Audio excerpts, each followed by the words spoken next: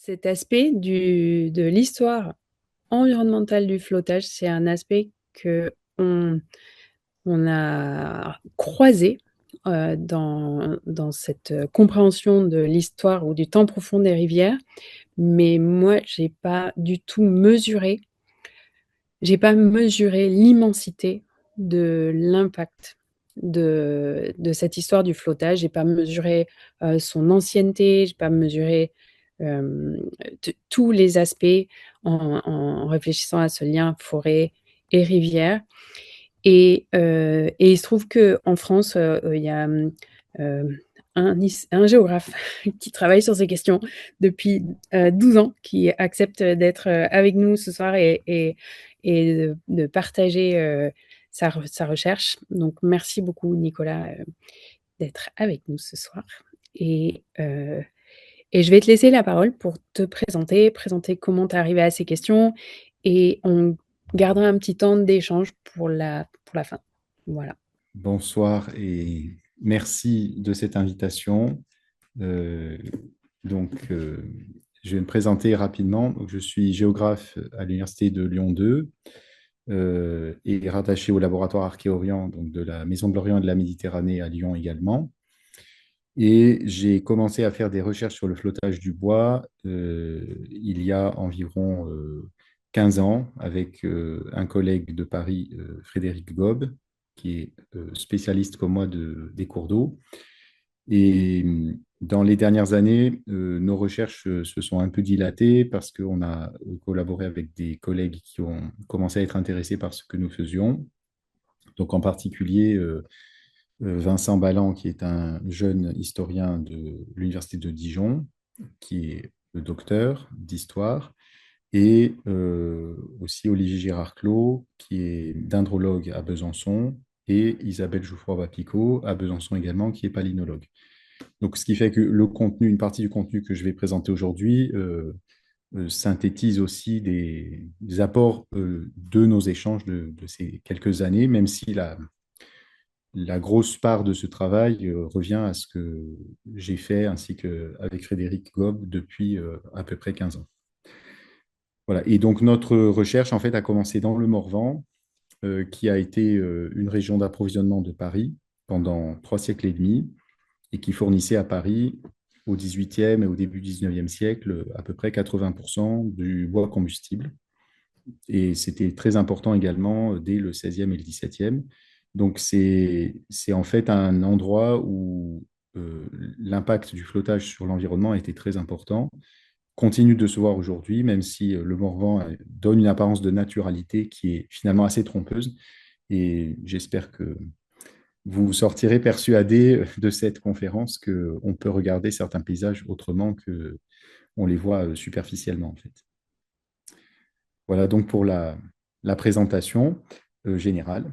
Et donc, ce que nous allons voir ce soir, c'est une approche euh, qui se veut un peu généralisée de l'impact de cette activité qui est avant tout logistique. Il s'agit essentiellement de transporter du bois des régions forestières jusque vers des centres de consommation et de comprendre de quelle façon cette activité logistique a pu marquer d'une empreinte parfois indélébile nos environnements, alors très directement le cours d'eau, puisque c'est par là que transitait le bois, mais aussi par voie de conséquence et indirectement, l'impact se lie encore aujourd'hui dans les peuplements forestiers et dans les trajectoires forestières. Donc c'est ce que je vais essayer de développer pour voir justement un peu cette approche généraliste sur les bassins versants et pas simplement le chenal fluviatile en quelque sorte.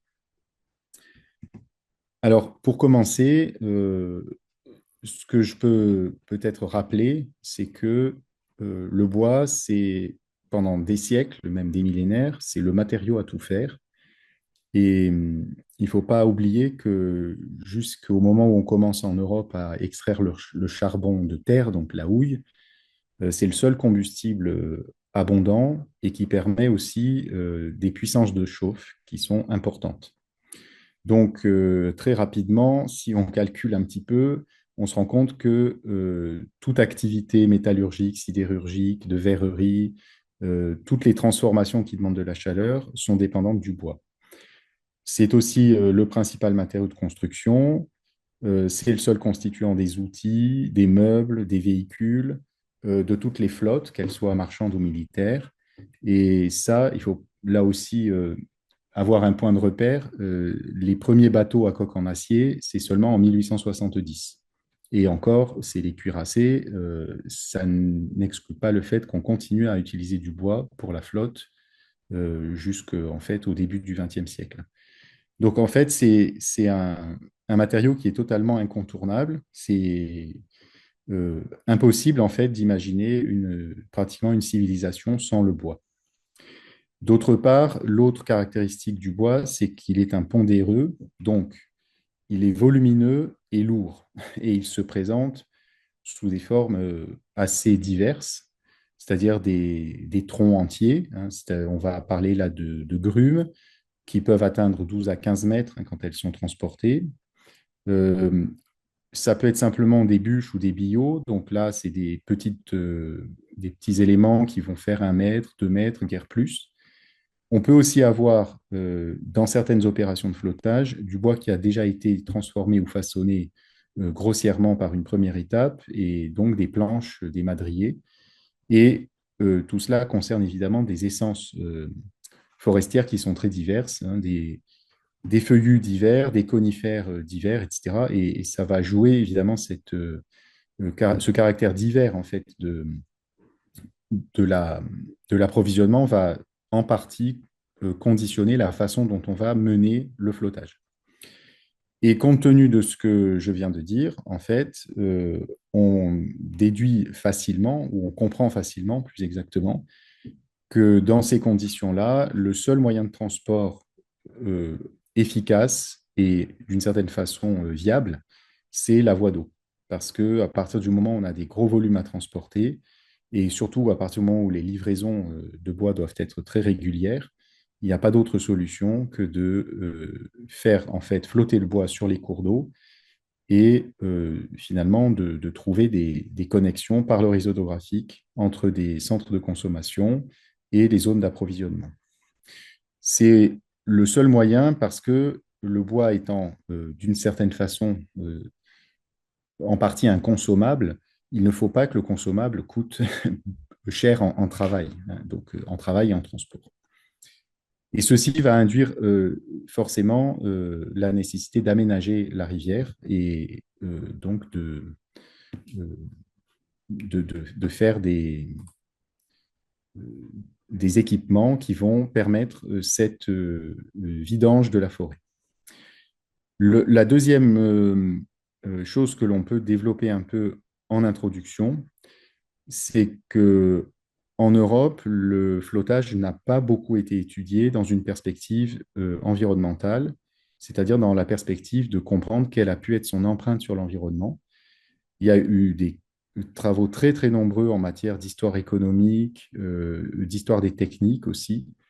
Mais curieusement, alors qu'il a été très, très étudié en Amérique du Nord sur le plan de son impact écologique, en Europe, jusqu'à présent, il n'y a eu que un programme de recherche clairement dévolu à cette question-là en Suède. Et finalement, nos propres travaux et quelques débuts de recherche récentes en Allemagne, mais c'est encore très, très peu de choses par rapport, paradoxalement, à l'ancienneté du flottage en Europe et à son caractère, on pourrait dire, presque ubiquiste, hein. C'est-à-dire que euh, la question qui peut se poser maintenant, c'est pratiquement dans quelle région il n'y a pas eu du flottage, hein, et pas l'inverse, contrairement à ce que il y a une quinzaine d'années, on se posait comme question avec mon collègue.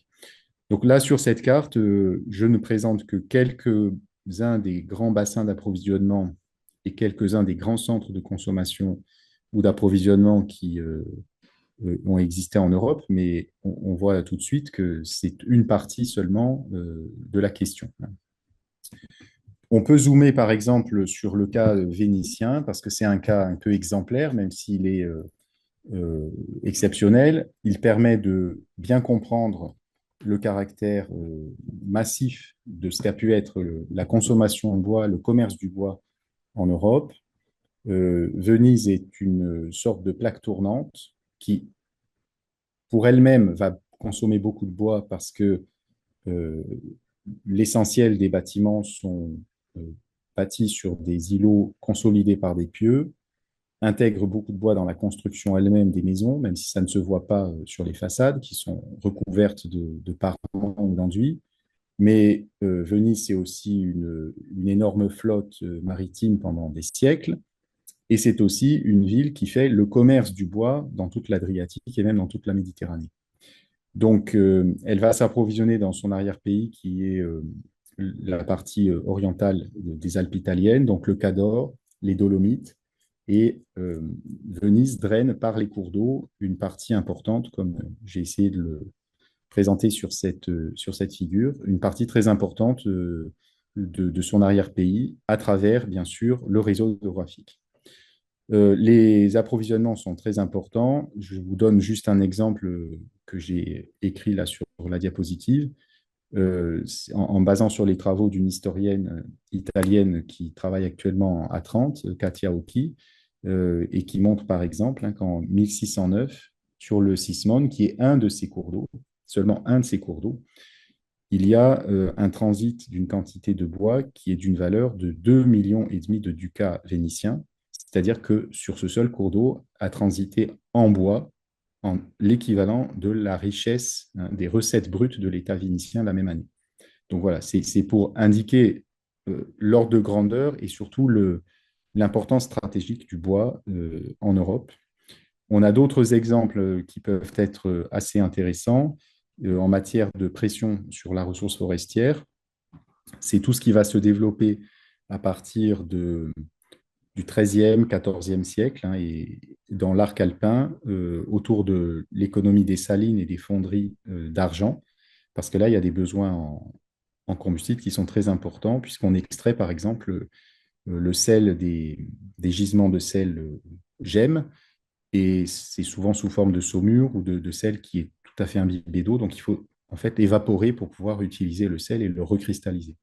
Donc, ça demande des approvisionnements, là aussi, qui sont massifs. Donc, on va avoir des régions forestières dans le Tyrol, en Bavière, qui vont être pratiquement totalement dévolues à l'approvisionnement en bois, combustible, pour ces salines. Alors, un autre aspect qui est plus proche de nous, de l'importance de ces livraisons, c'est ce que peuvent montrer des cartes postales anciennes ou des photos de la fin du 19e siècle. On voit par exemple ici dans la vallée de la Cure, qui est un des affluents de l'Yonne, donc qui descend du Morvan. On voit la masse de bois qui s'arrête sur des équipements dont je parlerai tout à l'heure. On voit la quantité de bois absolument invraisemblable qui est stockée sur les berges. Et ce qui donne un peu le vertige, c'est que cette photo, en fait, elle représente la situation pratiquement quelques décennies avant le déclin du flottage. Et c'est-à-dire que sur la courbe statistique que je vous présente en dessous, qui est une courbe un peu grossière, mais qui montre à peu près l'allure des volumes de bois qui ont transité par Lyon au cours du XVIIe, XVIIIe et XIXe siècle, on est tout à fait à la fin et on peut se demander dans quelles conditions fonctionnait la rivière au moment de l'apogée du flottage, puisque là, ce que montre la photo, c'est pratiquement le flottage quand il est en train de s'arrêter. Ce qu'on voit aussi sur le tableau statistique que j'ai, enfin, le graphique que j'ai fait en dessous, c'est que j'ai mis en fait en regard le transit de bois sur la Vindelälven, qui est une rivière suédoise, à l'époque du boom de la pâte à papier en Suède, donc dans des conditions où le flottage a été fait avec des engins de chantier, de la dynamite pour aménager les rivières, enfin les aménager pour les flotteurs évidemment, on voit que dans des conditions pré-industrielles, c'est-à-dire Lyon et son bassin versant, mais on pourrait comparer aussi avec les arrière-pays vénitiens, on a pu faire passer dans les rivières des quantités de bois qui étaient largement aussi importantes, voire supérieures à ce qui a été fait dans la période industrielle.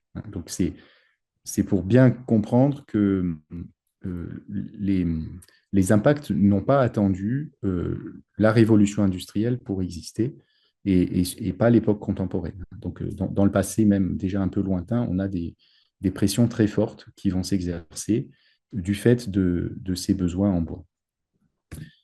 Donc, en fait, la question finalement, c'est comment ces quantités de bois assez vertigineuses dans certains bassins versants, comment elles font pour être acheminées en fait des coupes forestières jusqu'au centre de consommation.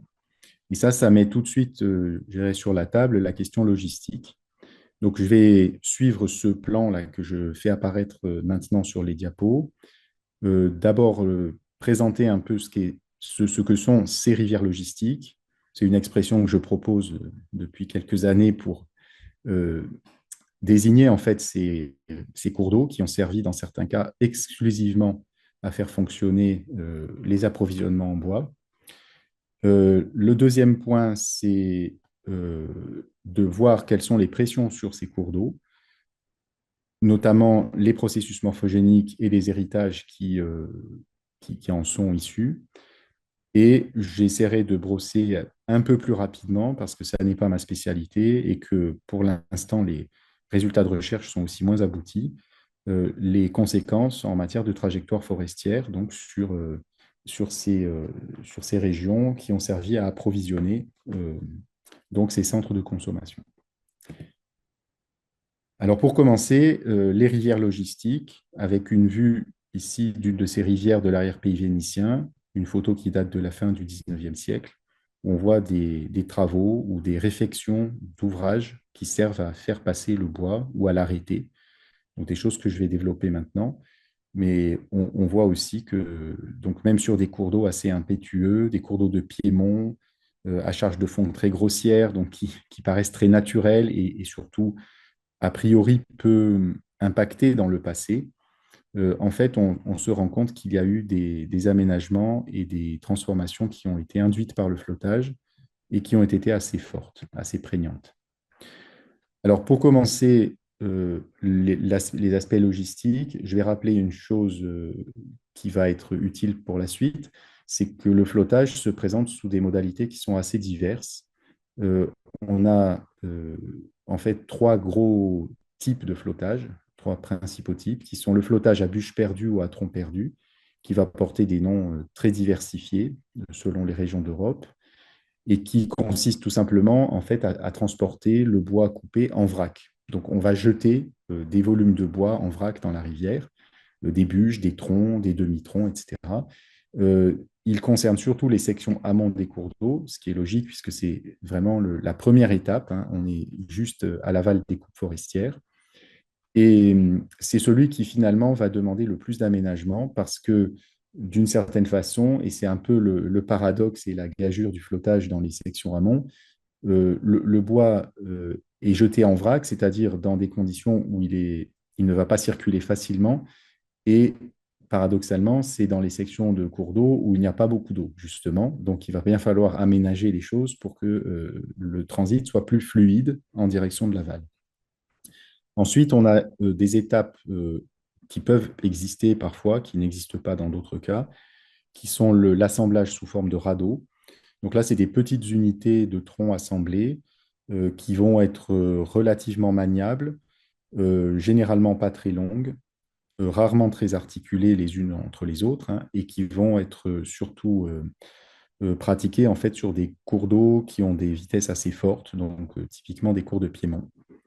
Et le troisième type de flottage, qui est en fait celui que la plupart du temps on connaît, je dirais un peu communément, qui presque est une image d'épinal pratiquement du flottage, c'est le flottage en train ou le flottage par train, qui ne concerne pratiquement que les cours d'eau aval, donc en fait des sections qui sont à l'état naturel déjà navigables et qui de ce fait ne demandent pas particulièrement d'aménagement, voire pas du tout. Et donc, c'est aussi un peu, je pense, une des origines de l'absence d'attention qui a été portée sur le flottage en Europe. Hein, c'est qu'on a cette idée finalement d'un transport qui se fait à la dérive sur des larges cours d'eau, qui de ce fait n'est pas très impactant, voire pas du tout, et on ne voit pas tellement ce qui s'est passé en amont, c'est-à-dire d'une certaine façon dans les coulisses. Et par ailleurs, il y a peut-être autre chose aussi, c'est que ces parties amont des bassins versants, actuellement, ce n'est pas forcément les plus scrutés par la recherche parce que justement, l'abandon rural, l'abandon des usages amène à les oublier, amène la nature aussi à reprendre ses droits et à finalement peut-être masquer des impacts anciens en laissant l'impression aujourd'hui que c'est très naturel et donc relativement préservé.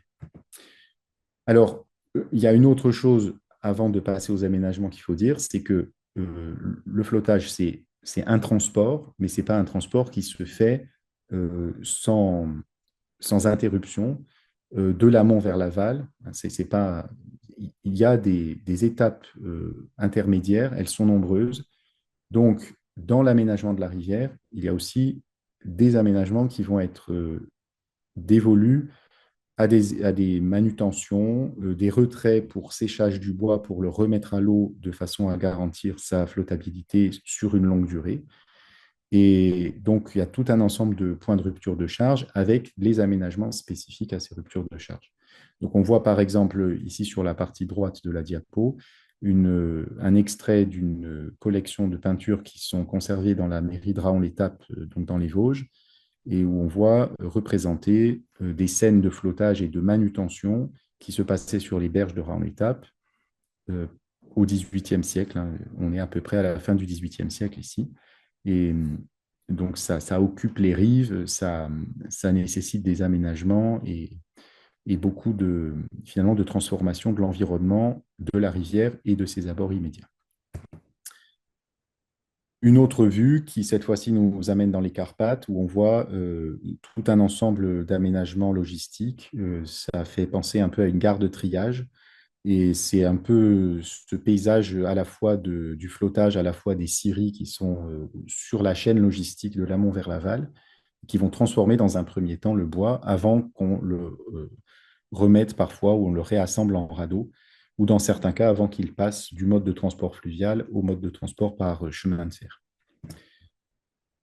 Alors, les chaînes logistiques du flottage du bois, elles vont consister en fait en plusieurs types d'aménagements qui vont en fait tous avoir comme objectif de faciliter ce qu'on appelait autrefois dans le langage des forestiers français au XVIIIe siècle, au XIXe, la vidange du bois, c'est-à-dire que l'extraction de la forêt et son exportation vers l'aval. Et ces aménagements vont être de catégories assez différentes. On va avoir des réservoirs qui vont permettre de stocker de l'eau et d'améliorer en fait les performances hydrauliques des cours d'eau et des ruisseaux. On va avoir des opérations de chenalisation, de rectification, c'est-à-dire des travaux qui vont améliorer la section en travers de la rivière pour la rendre plus apte à écouler le bois et surtout à éviter les embâcles, hein, c'est-à-dire à éviter les blocages, notamment quand on fait du flottage à bûche perdue ou à tronc perdu, où on a inévitablement des intrications, des blocages, en fait, comme des sortes de bouchons. On a des travaux qui vont servir à faciliter les franchissements de certains obstacles ou certains passages qui parfois comportent des aménagements préexistants, comme par exemple des moulins ou des prises d'eau. Et puis on a aussi des aménagements qui vont servir à la collecte, à la redistribution, à la manutention et qui vont être aussi très typiques des points de rupture de charge. Donc pour commencer, les aménagements de stockage et de lâcher, ça correspond en fait à des barrages qui peuvent être temporaires. Parfois, dans certaines régions, ils ont une très très longue durée de vie. Ils vont parfois être reconstruits ou restaurés, mais toujours au même endroit. Et ils vont servir en fait à faire des lâchers d'eau artificiels qui vont entraîner le bois vers l'aval en optimisant finalement le débit de la rivière par un lâcher artificiel. Dans certains cas, le bois est piégé en amont dans la retenue et il part avec l'eau au moment du lâcher. Dans d'autres cas, on fait un lâcher qui va permettre d'emporter du bois qui va être disposé dans le cours d'eau ou dans ses abords immédiats à l'aval du lâcher. Mais le résultat est le même, hein, c'est que quand on a fait cette opération, Vous le voyez sur ces gravures et illustrations, le bois et l'eau partent ensemble et donc vont énormément perturber en fait le fonctionnement de la rivière et ça représente quasiment un saccage du lit de la rivière parce qu'il y a une masse de bois qui arrive en même temps qu'un débit qui est exagéré donc par ce lâcher d'eau. C'est des procédés qui sont mis en œuvre depuis très longtemps. Je reparlerai de l'aspect chronologique plus tard, mais on a des représentations qui datent du XVIe siècle, par exemple ici pour la Tchéquie, la carte de Simon Hutel, et qui montrent ces aménagements-là. Donc, on sait que certains ont été mis en place au XIIe, XIIIe siècle dans le Tyrol. Donc, ça fait longtemps là aussi que ces pratiques-là ont cours dans les rivières européennes et dans les montagnes européennes. Euh, on en a plusieurs catégories. Si on fait une petite typologie très rapide qui demanderait sans doute encore à être affinée, globalement, dans les régions de petites ou moyennes montagnes, par exemple le Morvan ou la Franconie, euh, des régions qui n'ont pas des cours d'eau très impétueux, on va plutôt avoir des étangs relativement permanents qui sont faits de digues en terre et qui vont faire des lâchers d'eau en ayant collecté en fait le débit du ruisseau en amont pendant plusieurs jours, parfois une semaine si c'est nécessaire.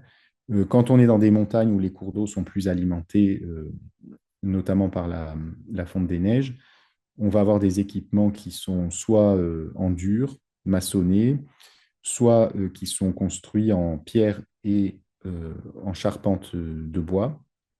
Il y a d'ailleurs une énorme consommation de bois qui est préalable à l'exportation du bois par la rivière, parce qu'on va construire énormément de ces ouvrages avec le bois qu'on extrait directement dans les forêts. Et ça va concerner plutôt les régions de montagne comme l'arc alpin ou les Carpates. Et puis on verra aussi les aspects chronologiques un peu plus tard. Du point de vue des collectes, des manutentions, des façonnages, on va avoir des équipements qui vont permettre d'arrêter le bois et qui s'appellent d'ailleurs en français des arrêts et qui vont être comme des sortes de passoires euh, qui vont permettre aussi de faire glisser le bois sur des plans inclinés de façon à le diriger vers les endroits où il est nécessaire qu'il aille. Et là aussi, on ne, on n'a pas de difficulté en fait à trouver des documents qui montrent bien ces aménagements. Là, on en a un exemple avec un extrait du cadastre autrichien qui date à peu près des années 1815-1820 dans le- la partie autrichienne de la rivière Salza, qui est très utilisée pour le flottage. Et on voit donc tous ces appareils, en quelque sorte, hein, qui vont interrompre le flux de bois, qui vont le diriger vers des places de manutention ou des places de stockage, et qui vont littéralement hérisser le cours d'eau de pieux et d'objets qui vont arrêter le bois. Euh, un autre exemple, ça nous amène dans l'arrière-pays vénitien, dans le Cadore, et donc c'est ce qu'on appelle un cidolo en italien, et c'est un des plus importants qui existe, dont il existe encore des photos parce qu'il a été détruit, et qui servait, en fait, c'est presque comme la herse d'un château fort, il arrêtait les troncs euh, à certaines étapes du flottage avant que le bois reparte en direction de la vague.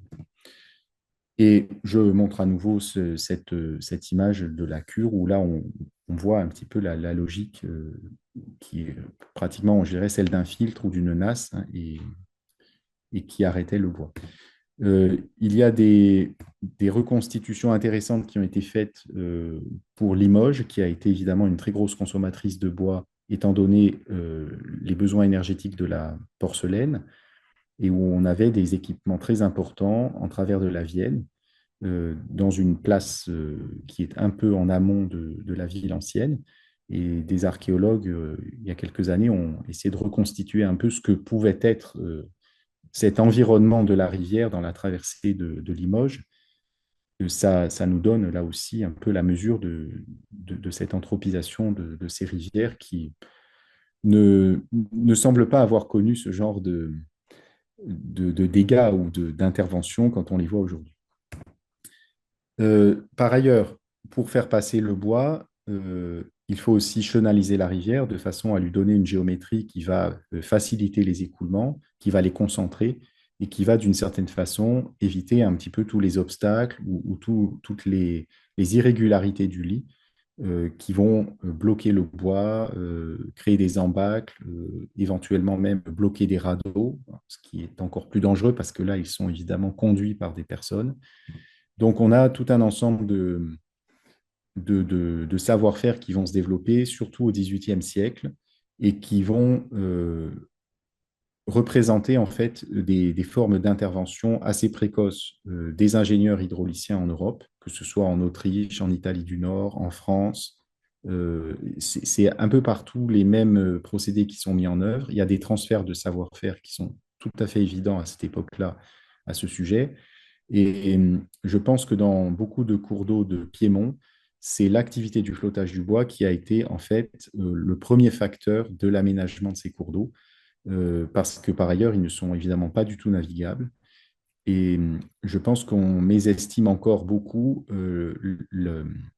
à quel point le flottage a été pratiquement un terrain d'expérimentation de certaines techniques de génie hydraulique qui ensuite ont été appliquées dans des sections plus calmes pour des besoins de la navigation à la remonte et à la descente donc dans ces cours d'eau. Euh, Là, vous avez des planches qui sont extraits de différents traités qui ont été publiés soit à la fin du XVIIIe siècle, soit au début du XIXe siècle, et où on voit tous les plans qui permettent d'expliquer en fait comment on va aménager un cours d'eau et le rendre apte en fait au flottage et à la circulation des radeaux. Avec une vue ici d'un de ces aménagements qu'on appelle les passelis, qui sont en travers du cours d'eau et qui vont servir de plan incliné, qui permettent par exemple de passer par-dessus des bancs caillouteux, par-dessus des pointements rocheux, qui permettent aussi d'aménager les prises d'eau de certains moulins qui préexistent pour certains à la pratique du flottage, donc de façon en fait à garantir un peu la coexistence des usages, même si ça n'était pas toujours très facile d'ailleurs de ce point de vue-là. Euh, la dernière chose que je vais pouvoir développer peut-être sur les questions de l'aménagement de ces cours d'eau, c'est que, comme je l'évoquais il y a quelques instants, il y a des transferts de connaissances, des transferts de savoir-faire, et ça, c'est très évident en ce qui concerne toute l'Europe centrale et orientale, qui, il faut le rappeler, est englobée dans l'Empire d'Autriche-Hongrie euh, au XIXe siècle et donc jusqu'à la fin de la Première Guerre mondiale. Et c'est un espace de circulation des connaissances et on a des équipes de bûcherons qui sont appelées en fait des régions où il y a des savoir-faire déjà très développés en matière d'aménagement des cours d'eau pour le flottage. Donc des équipes de bûcherons qui sont appelées depuis le Tyrol, même parfois depuis le nord de l'Italie, donc l'arrière-pays de Venise, et qui vont être en quelque sorte envoyés ou attirés par des investisseurs pour aménager des cours d'eau et des bassins versants forestiers dans les Carpates, dans les Balkans, donc notamment la Bosnie, toute la Transylvanie et les Carpates roumaines, et aussi les Carpates ukrainiennes. Ça, c'est un travail qui a été fait par un historien qui s'appelle Jawad Daher, qui a travaillé particulièrement sur les forêts de l'Europe centrale et qui a donc mis en évidence ces migrations de travail et qui correspondent bien, c'est très intéressant, avec la diffusion d'un certain type d'aménagement qui sont justement ces écluses qui permettaient de faire des lâchers d'eau et qui, voilà, d'après les recherches que j'ai faites en la matière, semble être une technique qui a été mise au point au milieu de l'arc alpin, on va dire en gros entre le Tyrol et l'arrière-pays vénitien, au XIIIe, XIVe siècle au plus tard, parce qu'on est sûr et certain qu'elles sont déjà, certaines sont déjà en place à cette époque, et on voit qu'elles vont se propager en quelque sorte dans le reste de l'Europe. Le principe est exporté aussi en Scandinavie au moment où il y a le boom de la pâte à papier, et on va également voir que c'est les mêmes techniques qui sont utilisées en Amérique du Nord, sous la forme ou la dénomination américaine qui est splash dams, donc qui veut dire en fait un barrage à chasse d'eau en fait, hein, et qui sont vraiment la même technique d'écluses qui sont faites de charpente en bois avec un lest de cailloutis ou de terre compacté de façon à garantir en fait qu'elles résistent à la poussée de l'eau de la retenue qui est en amont. Et il y a des formes de pression très très fortes qui se mettent en place. Les Carpates roumaines et ukrainiennes sont un exemple très intéressant de ce point de vue-là, parce qu'à partir de la fin du XVIIIe siècle, elles entrent vraiment dans l'orbite des investisseurs autrichiens, de compagnies allemandes aussi, qui vont rechercher ici du bois pour faire fonctionner l'industrie allemande. Et il y a une espèce de ruée vers le bois des Carpates. Et on a, en l'espace d'environ un siècle, hein, pratiquement une conquête de tous ces bassins versants qui vont pratiquement tous être équipés d'au moins une écluse. Donc j'ai fait une comptabilité à partir de cartes anciennes. Donc en 1780, on a plus ou moins 10 barrages à peine. C'est le tout début. Et en 1880, on en a au moins 85. Et c'est un comptage probablement par défaut parce qu'on est tributaire de cartes à petite échelle. Donc on ne peut pas exclure qu'il y ait eu par-ci par-là quelques barrages de plus. Voilà. Et donc un équipement qui est vraiment une mise en coupe réglée de ces bassins versants carpathiques, avec par ailleurs une augmentation assez impressionnante de la taille de ces ouvrages, parce qu'ils barrent des vallées assez importantes, et ils vont être euh, en fait construits et conçus pour développer en fait des lâchers d'eau assez importants, de plusieurs mètres cubes secondes, parfois plusieurs dizaines de mètres cubes secondes, avec des vocations assez particulières qui sont assez différentes de celles de leur région d'origine au départ, puisque on a cette utilisation surtout au départ en Autriche, ce que montre la gravure de gauche, l'utilisation pour du flottage à tronc perdu. Donc l'écluse va déverser, va littéralement vomir des eaux avec des bois. Et par contre, dans les Carpates, c'est utilisé pour faire passer des radeaux. Donc évidemment, l'écluse ne représente pas une cascade aussi importante que celle de l'Autriche, mais ça fait quand même des flux d'eau assez importants. Et il y a une évolution très très claire de la dangerosité de ces conditions de travail du fait de l'augmentation des performances hydrauliques de ces ouvrages. Donc il ne faut pas, je pense, complètement déconnecter le fait que cette énorme pression sur les forêts, sur les cours d'eau, c'est en fait une pression globale. Elle s'exerce aussi bien sur les écosystèmes, sur les eaux courantes, mais aussi sur les travailleurs, en fait, dont la vie ne coûtait malheureusement pas très cher et dont les conditions de travail, on voit, étaient vraiment effrayantes, hein, surtout sur les radeaux, dans le cas des cours d'eau des Carpates. C'est très comparable, je l'avais juste évoqué et je ferai juste cette comparaison-là. C'est très très comparable à ce qui se met en place pendant en fait la conquête de l'Ouest, hein, aux États-Unis. Et on voit ici des travaux qui ont été menés sur les cours d'eau de l'Oregon il y a une quinzaine d'années et qui ont recensé en fait tous ces barrages et tout ce qui reste aujourd'hui encore dans les cours d'eau de vestiges de ces splash dams qui parfois étaient à usage unique, c'est-à-dire qu'on les utilisait une fois seulement, parfois en les dynamitant.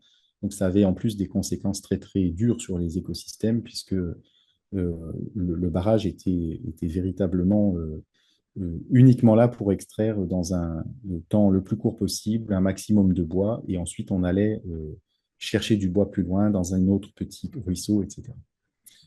Donc la pression est très forte. Alors cette pression sur la rivière, c'est la deuxième partie de ce que je peux vous présenter aujourd'hui. Cette pression sur la rivière, elle est évidemment importante.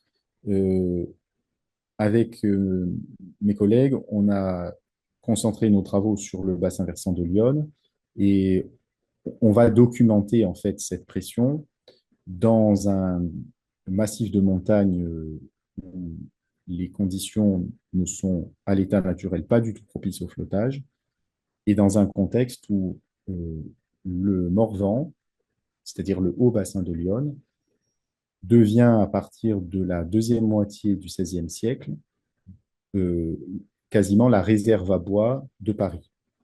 parce que dans le bassin versant de la Seine, pratiquement toutes les autres branches du réseau hydrographique qui amènent vers des grands massifs forestiers, c'est notamment le cas des rivières champenoises, euh, elles vont rencontrer en fait un certain nombre d'usages préexistants et les marchands parisiens vont avoir du mal en fait à percer et à s'assurer des approvisionnements importants sur la Seine, sur l'Aube ou sur la Marne. Donc en fait, le seul endroit où finalement il n'y a pas beaucoup de demandes préexistantes, c'est le bassin de Lyon. Donc, le flottage se développe à partir du 16e. Pendant tout le 17e, 18e siècle, il y a une montée en puissance qui va en fait correspondre à la montée en puissance d'abord de la démographie parisienne et ensuite de la période pré-industrielle avec évidemment tout le développement des arts du feu, donc la porcelaine de Sèvres, des verreries, de la métallurgie. Ça aussi à remettre dans le contexte de ce qu'on a un peu oublié, c'est que Paris, ça a été pendant très longtemps un très gros centre industriel et même le premier centre industriel français. Donc on a documenté, nous, les impacts du flottage dans la partie la plus en amont du bassin de Lyon. Donc on est tout à fait au niveau des têtes de bassin et au pied carrément des sources de Lyon, dans la partie la plus haute du Morvan. Alors, comme je l'évoquais rapidement, on a affaire là à des cours d'eau de petite taille, dont je montrerai quelques exemples en photo après, et qui ont nécessité en fait un équipement avec des étangs euh, qui permettaient de faire des lâchers d'eau. Ces étangs, on a pu reconstituer une cartographie de leur chronologie de mise en place. On est sûr qu'une bonne partie d'entre eux sont déjà présents en 1732, mais 1732, c'est une date, je dirais, par défaut, parce que, en fait, dans la pratique, il y a des mentions des temps dès la fin du XVIe siècle. Simplement, on n'a pas une date ancienne pour chacun d'entre eux, mais certains, notamment dans la partie moyenne, qui est intégrée dans le système du flottage, la première, évidemment, parce qu'elle est la plus proche de Paris, on sait qu'il y a des étangs assez tôt, en fait. À partir de ces étangs, on fait des lâchers d'eau qui sont parfois assez importants, de jusqu'à quelques mètres cubes par seconde, et ils vont en fait générer des puissances spécifiques qu'on a pu recalculer et qui vont correspondre à des crues assez rares en régime naturel. Parfois même des crues exceptionnelles, parce qu'on le verra sur une image un peu plus tard, en fait, ces fonds de vallon semblent ne pas avoir comporté, avant la mise en place du flottage, un écoulement réellement concentré. C'était sans doute des fonds tourbeux avec des eaux relativement peu concentrées. Et à partir du moment où on place un étang, on crée une retenue qui accumule les eaux de ce petit bassin pendant plusieurs jours et on les lâche seulement en quelques heures. Donc, on va de cette façon-là pouvoir développer des puissances hydrauliques qui sont totalement hors normes par rapport au fonctionnement habituel de ces cours d'eau à l'état naturel. Et on a donc, évidemment, quand on calcule les puissances spécifiques, on voit que ces lâchers d'eau n'auraient aucune peine à tracter des galets ou des blocs de 150 à 300 mm de petit axe, alors même que il n'y a même pas ce matériau-là dans le fond de ces vallons du Morvan. On a surtout des arènes granitiques, donc un matériel qui est très facile à transporter. Et donc ces calculs et un certain nombre d'observations qu'on a poursuivies encore jusqu'à l'année dernière ont fini par achever de nous convaincre que ces incisions que l'on voit pratiquement dans toutes les têtes de bassin qui ont été équipées d'un étang de flottage, elles sont clairement reliées à la pratique du flottage. Et au début, on avait du mal à y croire, mais maintenant, on a du mal à trouver une autre explication.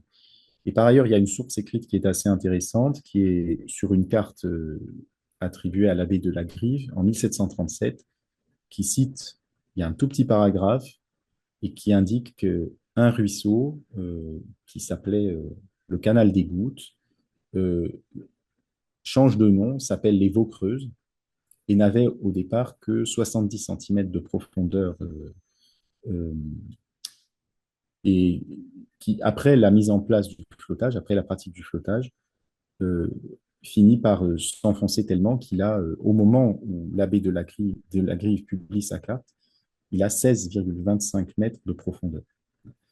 Et ça correspond effectivement à des choses qu'on voit sur le terrain. Et par ailleurs, on a la chance de bénéficier depuis 2019 d'une couverture complète du lidar, du Morvan par un lidar, qui est de très très bonne qualité. Et on voit très bien les formes qui se sont développées en aval des étangs systématiquement et qui se sont en fait encaissées dans ce qui, jusqu'à cette époque-là, était encore tout simplement un fond de vallon rempli de colluvions et d'alluvions venant des versants. Et vous voyez ici les quelques photos qui montrent ces fortes incisions. Quand on poursuit vers l'aval, les lâchers d'eau, évidemment, n'ont pas la capacité à changer le régime hydrologique dans les mêmes proportions que lorsque on est dans les têtes de bassin, parce que ces ondes de crue générées à chaque étang ne sont pas synchrones, évidemment, donc elles ne produisent pas une crue exceptionnelle dès qu'on rentre dans les segments aval. Et par ailleurs, la pente longitudinale va décroître, donc la rivière va perdre un peu de sa puissance de transport. Et on voit qu'à ce moment-là, les puissances spécifiques ont beaucoup chuté et qu'elles ne permettent plus le transport de la totalité de cette charge qui va se stocker et qui va se stocker de façon très naturelle. Oui, de façon très classique, c'est-à-dire en créant des bourrelets de berges et finalement en amenant la rivière à se surélever sur ses propres apports pendant toute la durée du flottage. Ce à quoi s'ajoute évidemment l'érosion naturelle qui agit dans le bassin versant en dehors de toute opération de flottage et qui peut affecter les terres cultivées, etc. Donc la rivière va recevoir quand même une charge sédimentaire très importante dans les fonds de vallée. Et ça produit en fait ces accumulations qui sont très visibles dans le paysage et que on a recoupé par deux tranchées archéologiques de façon à essayer de mieux comprendre et surtout de mieux mesurer, du moins on a tenté de le faire, l'épaisseur qui avait pu être accumulée pendant la période du flottage. Vous avez ici une photo de cet environnement de la haute vallée de l'Yonne, dans laquelle vous voyez les deux tranchées archéologiques. Alors, ce qu'on a pu voir et lire en quelque sorte dans la dimension verticale, c'est qu'on a une épaisseur de sédiment qui est non négligeable, qui s'étend évidemment sur toute la largeur de la vallée, qui va en fait créer une sorte de prisme alluvial de part et d'autre d'un chenal qui a été rectifié de façon grossière mais très efficace par des accumulations de blocs de granit, de blocs qui sont extraits des versants les plus proches et qui vont créer en quelque sorte un chenal resserré, permettant plus facilement l'écoulement de l'eau avec les bûches. Et chaque fois que la rivière va déborder, elle va épandre ses sédiments de part et d'autre, donc sous forme d'une sorte de couche. Et là où on reste encore pour l'instant perplexe, c'est que on n'est pas du tout certain d'avoir atteint les niveaux de, de terrain qui sont pré-flottage. Parce que chaque fois qu'on creuse, on a rencontré jusqu'aux profondeurs maximales qu'on a pu atteindre, qui sont de l'ordre de 2 mètres, 2 mètres 20, on a toujours trouvé des bûches qui ont la dimension des bûches du marché parisien et surtout qui portent des marques de flottage. C'est ces petites marques qu'on verra un peu plus tard dans mon exposé, que j'ai mises un peu sous forme d'antenne là, sur ma coupe stratigraphique et qui sont un très bon marqueur chronologique de cette épaisseur sédimentaire.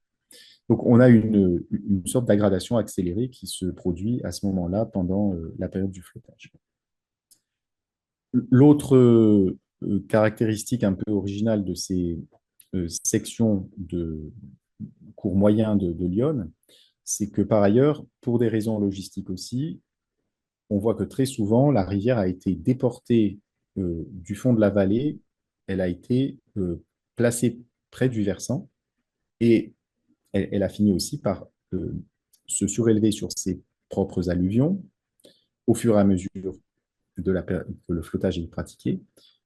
Ce qui fait qu'aujourd'hui, dans de très nombreuses sections, Lyon ainsi que ses affluents principaux coule en fait au pied du versant, mais plus haut que le talweg topographique. Donc, ça va induire aussi un fonctionnement hydrologique très particulier.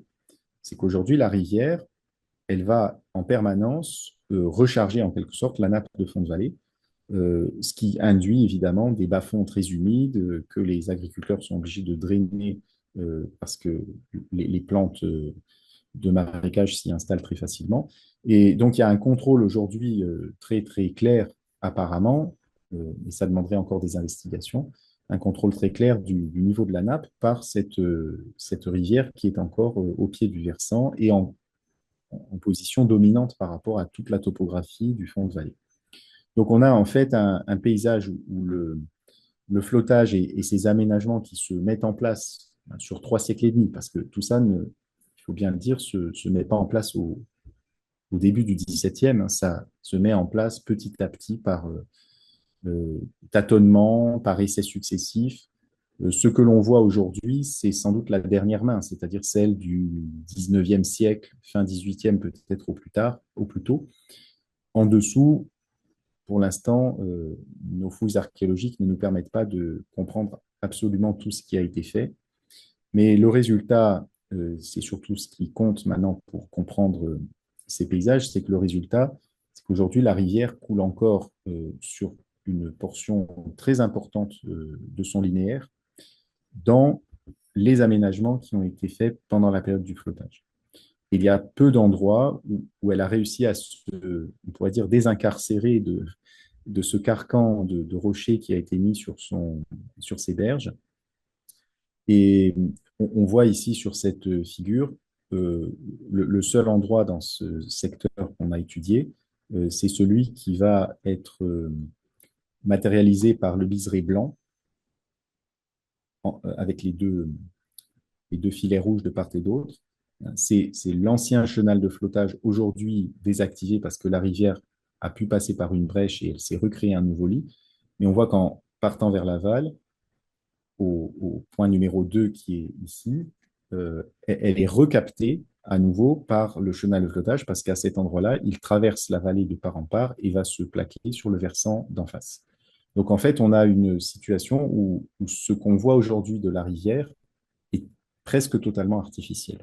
En tout cas, très très fortement artificialisé, au point qu'on ne parvient pas, en étudiant le fond de vallée d'aujourd'hui, à détecter avec certitude des traces fluviales d'avant le flottage. Donc, pour l'instant, on n'a pas une idée très claire de ce qu'a pu être l'aspect paysager de l'Yonne avant le XVIIe siècle. Voilà, ce qui nous amène à un modèle de trajectoire qu'on a proposé il y a déjà quelques années et que nos recherches de ces dernières années semblent pour l'instant ne faire que confirmer. Si on prend les têtes de bassin, on sait qu'il y avait quelques étangs avant la période du flottage, mais ils avaient sans doute uniquement une vocation piscicole ou d'irrigation, ou dans certains cas, on sait qu'il y avait des réservoirs d'eau pour actionner des moulins quand on est dans les têtes de bassin où là aussi l'écoulement n'est pas suffisant pour faire mouvoir une roue. À partir du moment où les étangs de flottage sont mis en place, il y a une rupture qui paraît très claire, puisque la puissance des lâchers va entraîner une incision verticale, va complètement déconnecter finalement ces anciens fonds de vallée, va les porter en terrasse, va déconnecter ces secteurs-là de l'écoulement. Donc, d'une certaine façon, les assécher, ce qui écologiquement va aussi totalement changer les choses pour ces portions-là des vallées, qui passent de bas-fonds humides à terrasses alluviales plutôt sèches, en tout cas très ressuyées. Et puis, évidemment, avec l'abandon du flottage à partir de la fin du 19e siècle et au début du 20e, on a un retour à l'état sauvage, mais évidemment, on n'a pas un retour à la situation antérieure parce que les incisions sont d'une telle profondeur que, évidemment, rien ne permettra de les colmater. Donc, c'est une situation qui est totalement acquise et de façon irrémédiable, irréversible, on pourrait dire, pour être plus neutre. Euh, dans les sections aval, pour synthétiser, on peut supposer que avant le XVIe siècle, au XVe, la rivière était une rivière à l'immobile. Si on la compare à ses homologues du versant sud du Morvan qui n'a pas connu le flottage puisqu'il n'alimente pas Paris. Mais c'est encore une supposition très incertaine. Par contre, ce qui est maintenant assez clair à travers notamment nos fouilles archéologiques, qui valident bien finalement le modèle un peu théorique qu'on avait mis en place en 2020, c'est qu'à partir du XVIIIe siècle au plus tard, et probablement dès le XVIIe, on a vraiment une arrivée massive de sédiments qui va amener à un exhaussement de la rivière et on peut dire, l'oblitération complète des formes fluviales préexistantes. Et aujourd'hui, la rivière, elle est largement sous le contrôle de ces alignements de rochers qui l'ont enserrée pendant la période du flottage. Et elle arrive à s'en libérer de façon très ponctuelle. Et il semblerait, mais pour l'instant, on n'a pas étudié les choses de façon encore très précise de ce point de vue-là, mais il semblerait que cette évolution, elle est en partie sous contrôle biologique parce que, en fait, ce sont les arbres qui vont s'installer depuis que le flottage n'est plus pratiqué, qui vont s'installer sur ces berges. Et quand la ripisylve commence à être vieillissante, certains arbres vont s'effondrer, leurs racines, au moment où l'arbre s'effondre, leurs racines extraient des blocs, et ça va pouvoir libérer comme ça un peu la rivière, qui est, même en crue actuellement, est impuissante à tracter les rochers qui ont été mis en place. Donc ça va finalement faire qu'elle est maintenue potentiellement pendant très longtemps dans son cours du flottage. Et je vais terminer par les trajectoires forestières, ce qui sera plus court, parce que pour l'instant, on a moins de matière et que ce ne sont pas des recherches que je mène à titre personnel. Donc là, je fais appel évidemment à la contribution de mes collègues Vincent Ballan, Isabelle Jouffroy-Bapicot et Olivier Girard-Clos.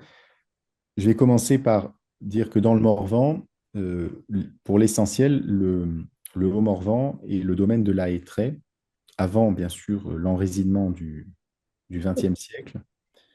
Et il y a quelque chose qui est assez paradoxal et qui était assez incompréhensible au départ, c'est que dans les travaux de palynologie qu'avait fait Isabelle Jouffroy-Bapicot, elle remarquait une chute très nette de la contribution pollinique du hêtre dans le Morvan à partir du XVIIIe siècle, alors même que le hêtre domine totalement le paysage. Donc, comment résoudre ce paradoxe? Et finalement, c'est compréhensible quand on comprend à quel point le flottage du bois a permis de prélever des volumes énormes de bois dans le Morvan. Et ce prélèvement, en fait, on va l'étudier par différentes sources. Les principales sont évidemment les sources écrites qui ont été bien étudiées par Vincent Ballan dans sa thèse d'histoire. Et puis, de notre côté, dans nos tranchées archéologiques ou nos prospections de terrain, on va retrouver des bûches de flottage qui ont été piégées dans les sédiments. C'est d'ailleurs bien pour ça que ça s'appelait flottage à bûches perdues. C'est parce qu'il y a une partie de la cargaison qui n'arrivait jamais à destination et qui se piégeait parce que le bois s'était gorgé d'eau, il s'était alourdi et il finissait à se sédimenter dans les fonds de lit. Et ces bûches, évidemment, on n'a aucun doute sur le fait qu'elles ont été des bûches de flottage parce qu'elles portent des marques de compagnies de flottage ou de propriétaires forestiers de l'époque. Et on va pouvoir étudier la croissance de ces brins. C'est le travail donc de dendrologie que fait Olivier Girard-Clos. Et on voit que convergent très bien les données de la dendrologie à partir de ces bûches sédimentées et les données historiques collectées à travers les archives, et qui montrent très bien que à partir du fin 17e, début 18e, le mode de prélèvement qui se généralise, c'est le taillis-fureté, c'est-à-dire qu'à partir de souches de hêtre, on va prélever les brins quand ils ont atteint la dimension souhaitée, qui est généralement d'une quinzaine ou d'une vingtaine de centimètres de diamètre, avec des bois qui sont refendus. Et quand on étudie le patron de croissance, on voit très bien que globalement, le bois est coupé à 30 ans à peu près, parfois un peu plus jeune.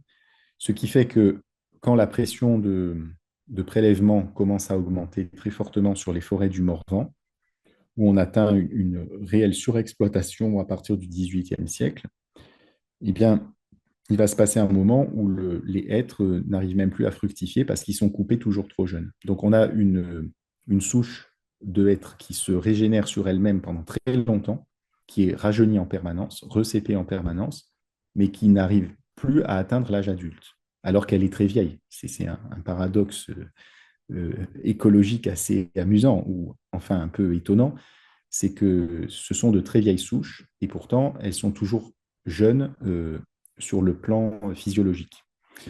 Donc, euh, ça montre bien qu'à un moment donné, on atteint des seuils de non-renouvellement. Les travaux d'histoire menés par Vincent Ballan montrent bien qu'à la fin du 19e siècle, la hêtraie commence à dépérir dans certaines zones, au point même que des essences de lumière comme le chêne ou le bouleau refont leur apparition, ce qui là aussi est assez paradoxal dans une hêtraie, puisque en principe c'est un milieu très fermé, donc pas du tout propice aux héliophiles. Et donc on atteint une situation presque de rupture, et il se trouve qu'elle correspond chronologiquement à la fin du flottage parce que les énergies fossiles et les autres modes d'approvisionnement énergétique de Paris ont fini par marginaliser la contribution du flottage euh, à la consommation énergétique parisienne. Mais on peut se demander qu'est-ce qui se serait passé dans les forêts du Morvan si on n'avait pas eu du charbon de terre, parce que on atteint quand même une situation un peu difficile pour la régénération forestière à la fin du 19e siècle. Alors, ces prélèvements très importants, le Morvan n'en a pas l'exclusivité. Et quand j'ai commencé à chercher un peu des points de comparaison, j'ai quand même remarqué que dans l'arc alpin, les auteurs qui ont travaillé sur les relations entre le flottage et la gestion forestière, mais qui eux, ne se sont pas tellement intéressés aux rivières, mais purement à l'économie forestière, au transport du bois, à la valeur de la forêt dans les temps du passé, euh, signalent quand même très clairement qu'on pratiquait les coupes rases. On voit d'ailleurs sur ces images que j'ai collectées que sur certaines sont associées à la présence de ces fameuses Klausen, c'est-à-dire les écluses en allemand, sont associées à la présence d'une écluse dans le cours d'eau, des versants déboisés, déforestés dans le bassin versant. Et donc, il y a des relations quand même assez claires entre le fait d'avoir réussi à mettre en place des ouvrages techniques qui sont très performants sur le plan logistique et finalement l'arrivée d'une pression tellement forte dans les massifs forestiers qu'elle va surpasser les capacités de régénération naturelle et elle va orienter aussi très fortement les peuplements qui vont, selon les besoins et selon les régions, souvent devenir assez monospécifiques. Et donc, par exemple, dans les régions où on exploitait le bois pour les salines, donc pour en fait cristalliser le sel par chauffage, euh, il y a beaucoup de ces zones où l'épicéa est devenu très clairement dominant par rapport aux sapins ou aux hêtres, parce que c'était le bois le plus recherché pour cet usage-là. Et dans le Morvan, il se trouve que c'est le hêtre parce que ça correspond à un étage écologique où il est évidemment très efficace du point de vue écologique. Mais donc, il y a beaucoup de recherches à faire encore sur ces questions-là. Mais ce que ces points de comparaison soulignent, c'est qu'on a très clairement des relations entre l'utilisation logistique de la rivière, le niveau technique que l'on atteint en matière de logistique et l'arrivée d'une pression qui est la pression de prélèvement de ces centres de consommation, centres industriels, euh, usines de pâte à papier, etc., peu importe, mais qui vont en fait finalement arriver à s'infiltrer jusqu'au cœur des montagnes européennes à travers le réseau hydrographique. Pour terminer, évidemment, il reste aussi à voir l'héritage actuel dans ces cours d'eau. Donc ici, une photo qui montre le vestige d'une de ces écluses dont il ne reste que la structure en bois très abîmée dans une vallée autrichienne, donc la Krumme Steirling. Euh, donc, euh, un élément qui fait vraiment partie encore du paysage, même s'il est plus entretenu. Des recolonisations forestières dans les anciens plans d'eau des étangs, par exemple dans le Morvan. Donc, on assiste en quelque sorte à un retour spontané de la nature, mais qui ne va faire qu'envelopper des formes de terrain qui, elles, ne disparaîtront pas. Et puis, peut-être des réflexions à avoir sur le naturel et l'artificiel, et sur aussi les relations hydrologiques que cette activité a produites, relations hydrologiques entre les versants et les fonds de vallée, dans la mesure où les incisions, aujourd'hui, elles amènent le cours d'eau à couler sur le bedrock dans beaucoup de ces ruisseaux du Morvan, et d'une certaine façon à ne plus s'infiltrer dans ce qui autrefois était une masse sédimentaire qui colmatait ces versants. Donc, il y a aussi des questions sous-jacentes qui vont être, par exemple, la quantification de la ressource en eau, la quantification de l'impact finalement que le flottage a laissé, et cette fois-ci de façon irréversible, sur la vitesse de circulation des eaux dans ces bassins versants. Voilà, je vous remercie de votre attention et je répondrai à vos questions avec plaisir. Merci. Je vous invite à soit ouvrir vos caméras ou vos micros si vous avez des questions.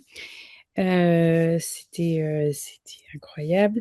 Euh, euh, alors moi, j'ai une question parce que dans ta présentation, on comprend bien à quel point les, enfin, que les rivières ont été complètement détruites dans les parties amont, donc dans ces petits cours d'eau.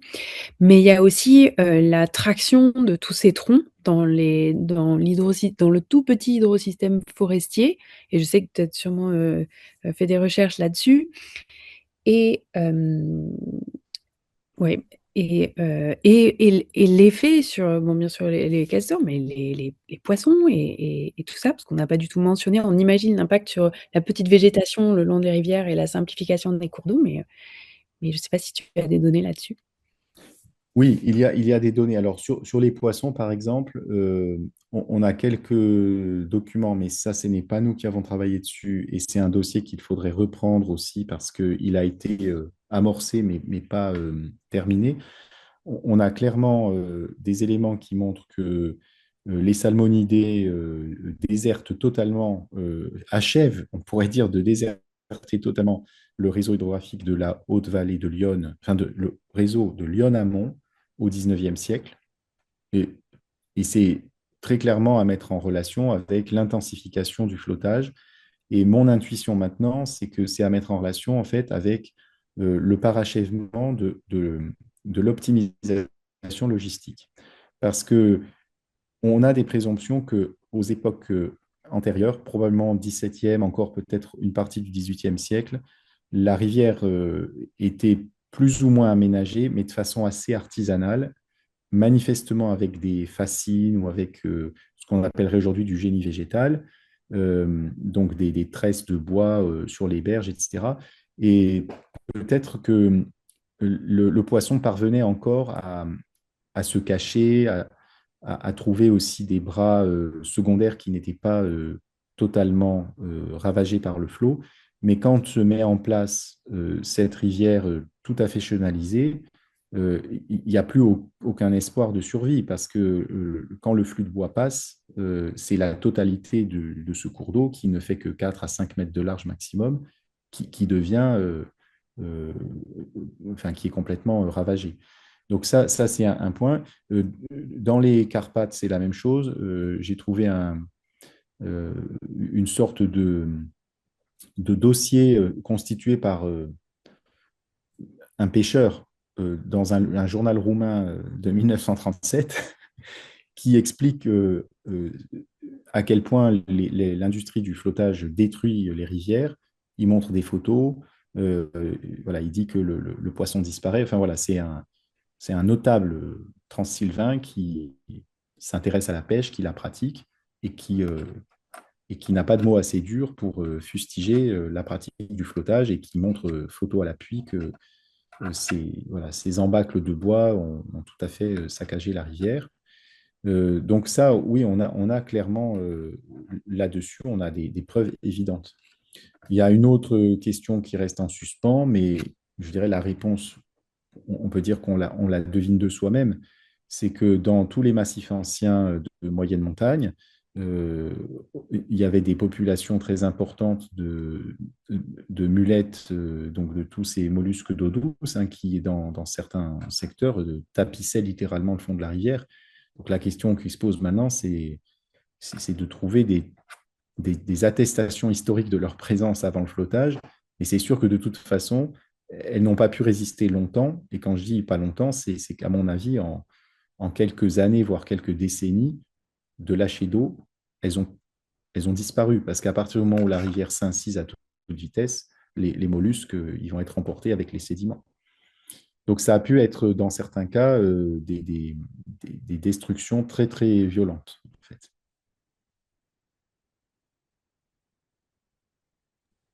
Et par rapport à cette traction, donc on est sur de la traction animale, enfin, j'imagine qu'à moins d'être vraiment dans la montagne, ou peut-être il y a des vallées le long des vallées, mais sur des endroits plus de plaine, on est sur de la traction animale.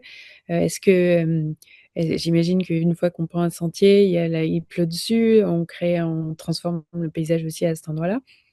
Oui, oui, oui. Alors, même en montagne, on voit que le bois, en fait, une fois qu'il était coupé dans le massif forestier, il était acheminé au point où il était jeté dans le cours d'eau. Il était acheminé par traction animale ou par petite charrette quand il s'agissait de bûches, parce que là, on pouvait en empiler un certain nombre sur des charrettes tirées par des bœufs. C'était le cas dans le Morvan. Et en fait, tous ces chemins de débardage, ils vont avoir à un moment donné un rôle de canalisation des eaux de ruissellement et ils s'approfondissent au fur et à mesure qu'on les utilise. Et ça, la couverture LIDAR du Morvan était très éloquente aussi à ce sujet parce qu'on voit très bien dans les secteurs où il n'y a pas eu de gros travaux forestiers contemporains, parce que les coupes rases, c'est ce qu'il y a de pire pour les sites archéologiques de surface.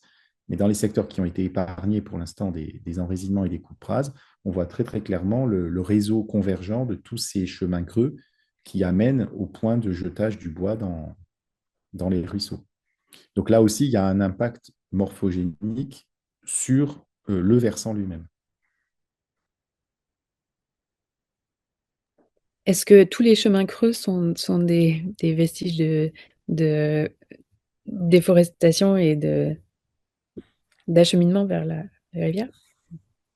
Je ne peux pas affirmer, ça dépend des contextes, mais dans des régions où euh, l'extraction du bois a été très très importante et très soutenue, l'hypothèse est raisonnable. Mais le fait même d'ouvrir un chemin dans une pente, même sans transport de bois, va éventuellement induire une concentration des eaux de ruissellement, donc une espèce d'auto-entretien de la forme, c'est-à-dire que le chemin est pratiqué, il se creuse et le ruissellement va le creuser, donc il devient la seule voie possible, et au bout d'un moment, ça crée effectivement quelque chose de très creusé, quoi. Mais ce n'est pas forcément dépendant du flottage du bois. Par contre, quand c'est dans un massif forestier, que c'est très très convergent et qu'il y en a une grande densité, c'est quand même plutôt certain que c'est lié aux extractions de bois. On a une question de Aurélien Matcan, qui est technicien rivière dans le Massif central, qui demande est-ce qu'il y a une cartographie est-ce que toutes les rivières de France ont été aménagées pour le flottage et est-ce qu'il existe une carte? Alors, on aimerait faire une carte, mais pour l'instant, on ne s'est pas lancé dedans. Euh, il y a il y a des cartes qui existent au 19e siècle du réseau hydrographique de la Seine et qui indiquent les segments du réseau qui comportent la pratique du flottage. Donc, la question, et là je ne peux pas répondre, est-ce que des cartes de ce type-là ont été produites dans d'autres réseaux hydrographiques que la Seine? Euh, Ça, donc, c'est une première réponse. Réponse à l'autre question, l'autre partie de la question, c'est que tous les cours d'eau n'ont pas subi le flottage, mais mon point de vue, et celui de mon collègue Frédéric, et je pense me rejoint là-dessus, c'est qu'il y aurait intérêt à se poser la question pour beaucoup de petits cours d'eau de régions forestières. Une bonne façon de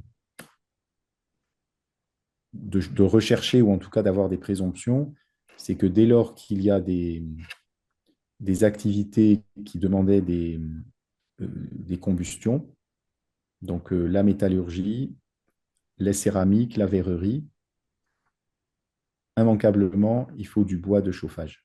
Et à ce moment-là, il faut chercher les approvisionnements. C'est d'ailleurs pour ça que la plupart du temps, ces activités-là se mettaient à côté des cours d'eau ou pas très loin, alors qu'elles n'étaient pas techniquement directement dépendantes du cours d'eau.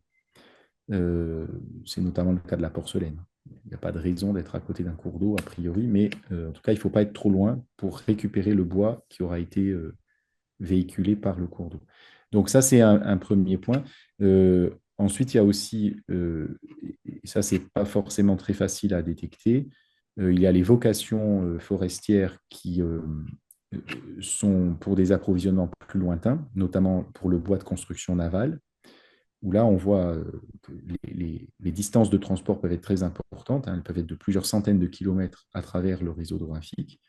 Et là, évidemment, on n'a pas en même temps sous les yeux la forêt exploitée et le point de consommation ou de mise en œuvre du bois.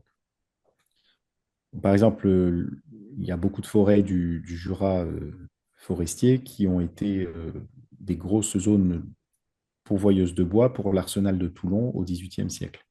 Parce que c'est là qu'on allait chercher une grande partie des sapins qui permettaient de faire tous les gréements, la mâture, etc., de tout ce qui est la superstructure du navire, quoi.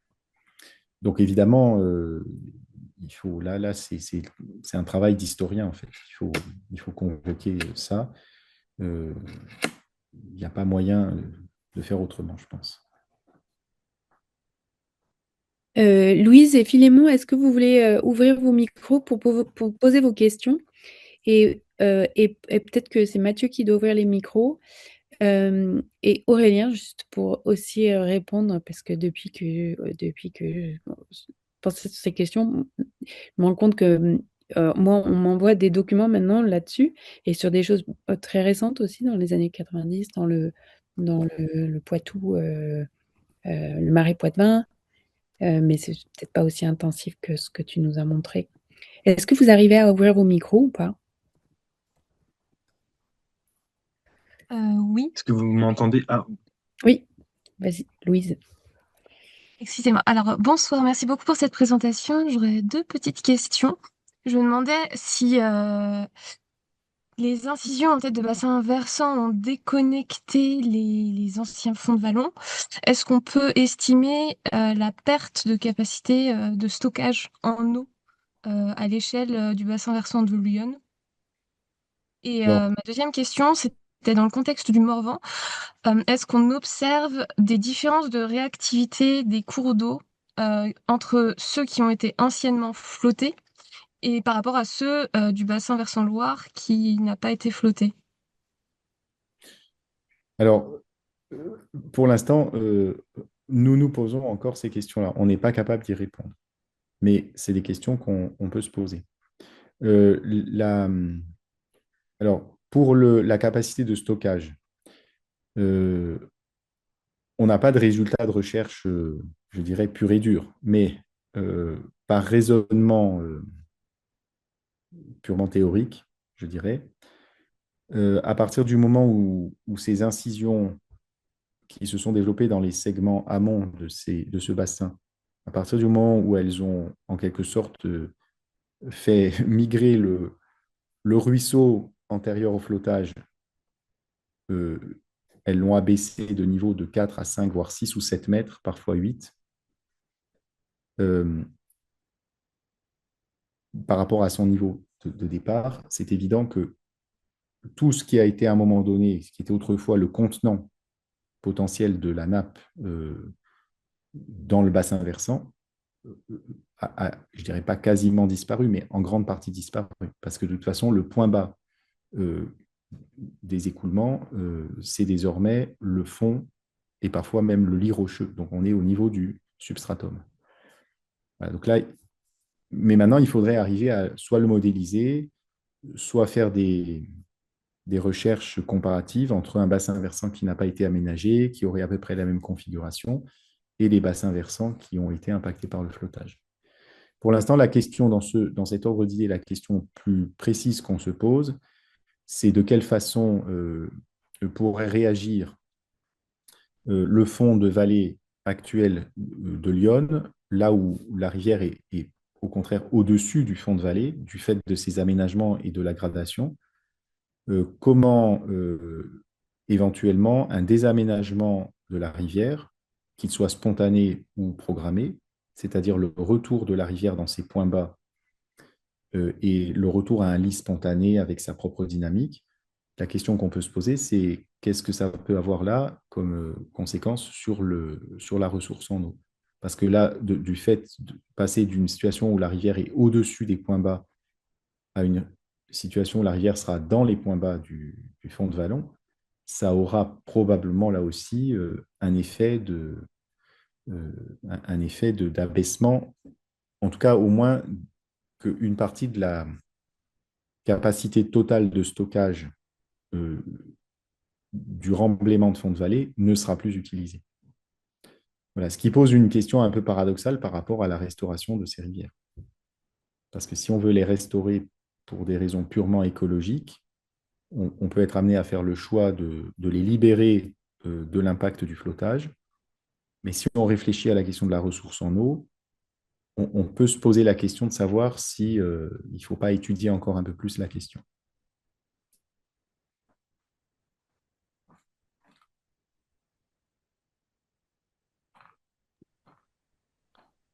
Laurent, je crois que tu avais une question.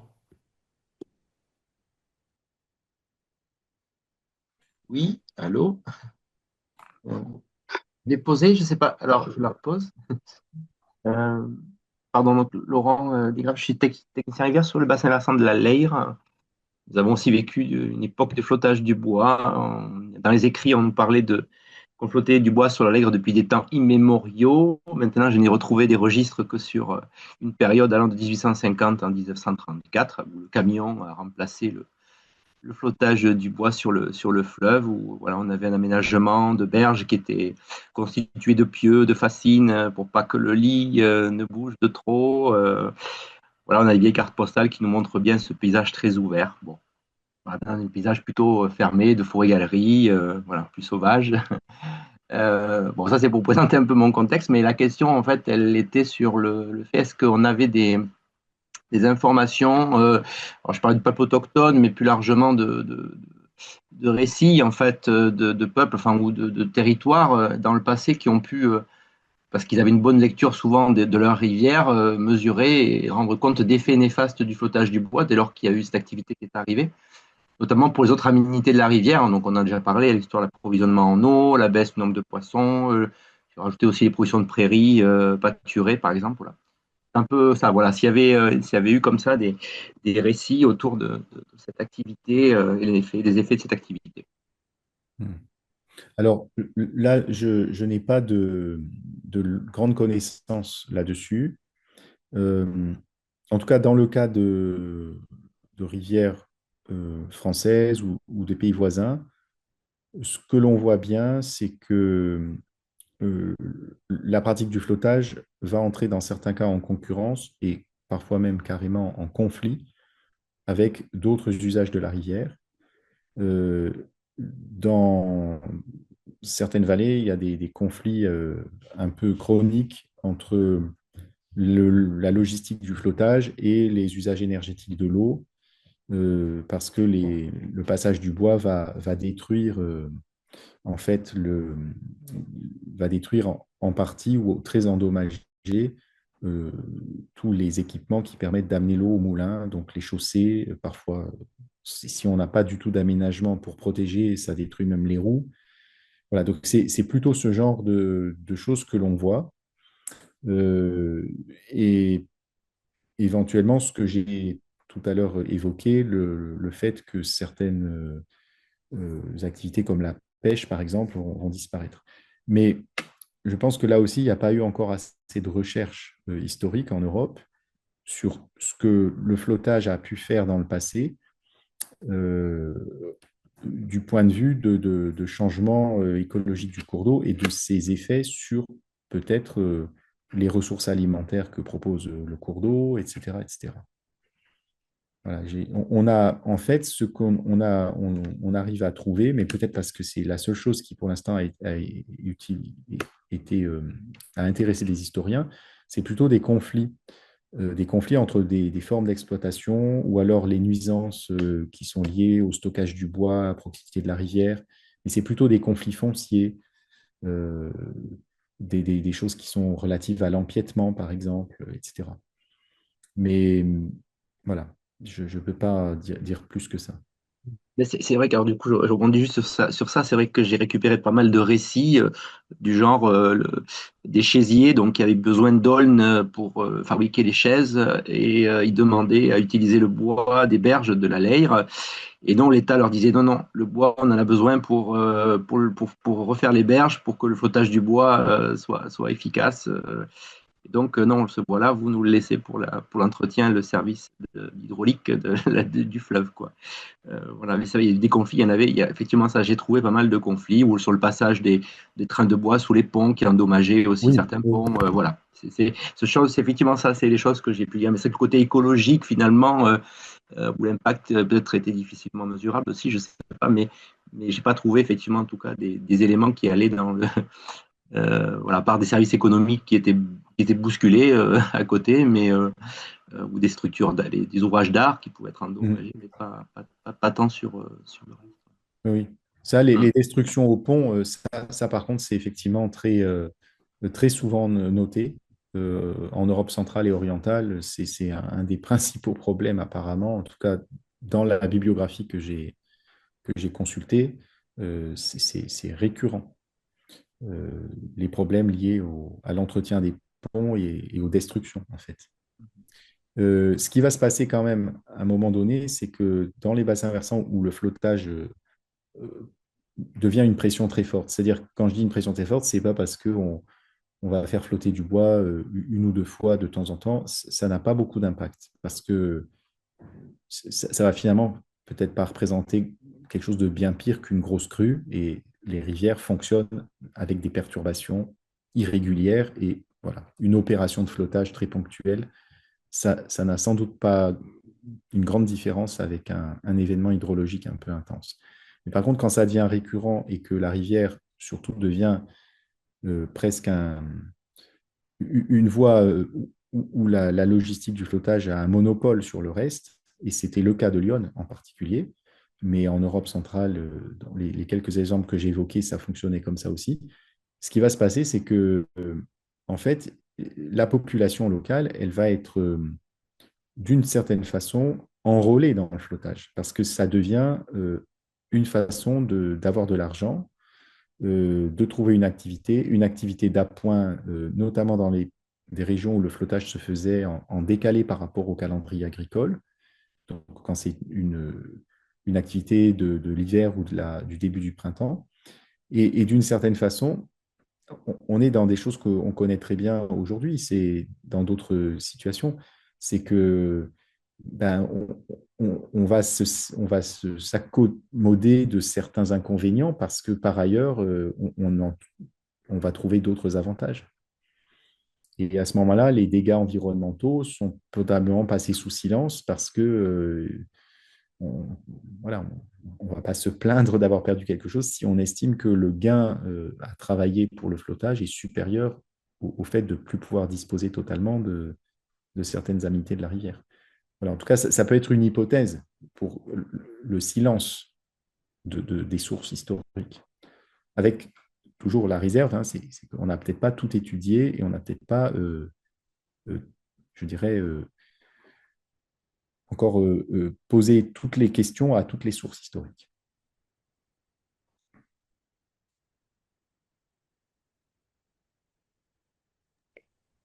Est-ce qu'il y a d'autres questions? Je sais qu'il y avait Philémon, je ne sais pas s'il est encore là. Ah, bonjour Didier.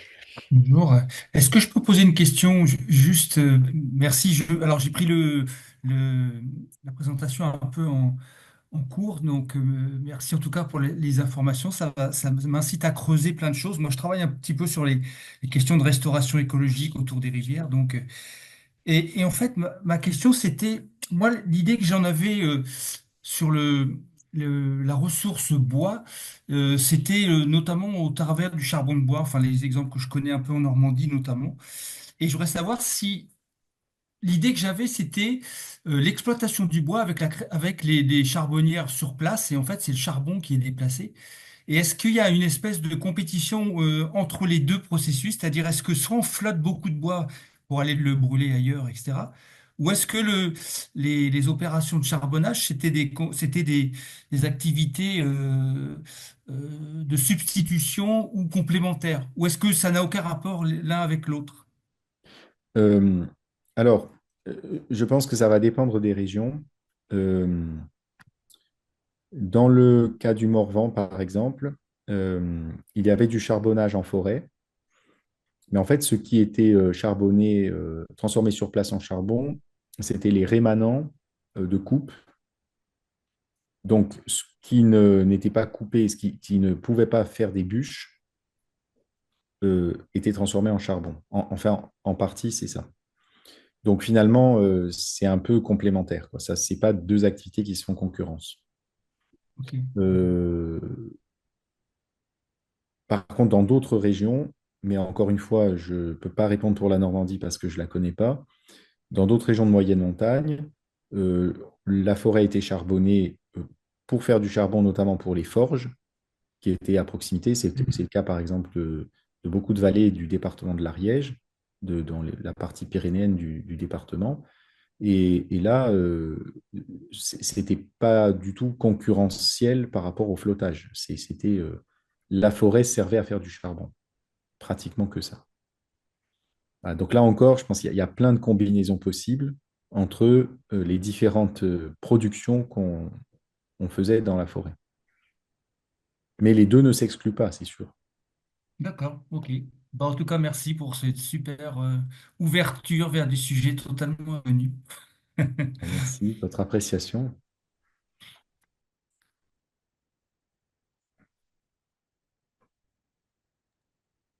Oui, bonsoir. Bah, pardon. Est-ce que quelqu'un veut parler aussi? Oui. Ma question, du coup, en fait, portait, j'avais observé un peu là où je suis, c'est-à-dire Contrefort, Contrefort du Larzac, le syndicat Tarn-Médian et au niveau de Saint-Afrique, Sud-Aveyron. Et du coup, là, on va avoir le même un peu faciès que vous avez décrit avec une aggradation dans l'hyperché qui va, du coup, retrouver en fait le talweg naturel mais enfin, par endroit, mais néanmoins rester perché quand même. Mais ça se fait, j'ai l'impression, sous l'effet de concrétion calcaire, plus que sous l'effet de dépôt sédimentaire.